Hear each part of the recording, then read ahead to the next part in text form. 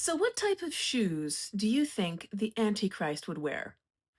Well, according to a manuscript from 1120, the Antichrist is depicted wearing these shoes with bizarrely long points coming off the toes.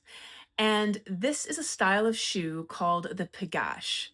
It became all the rage across Western Europe in the late 11th century and early 12th century. So 1097, 1098 to 1120 ish.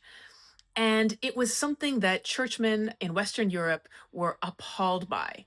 Now, perhaps not coincidentally, a lot of people had just come back from the First Crusade, which wraps up in 1099, and there's a lot of traffic to and from the Near East.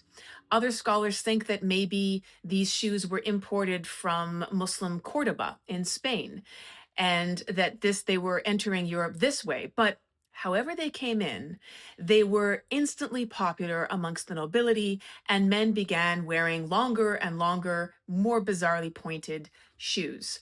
There was even an English courtier by the name of Robert the Horny. This was his nickname, and they called him this because he curled the toes of his shoes so that they resembled ram's horns. So, this is something that churchmen in Western Europe wanted to discourage. There were rules against priests and monks wearing this kind of fashionable footwear.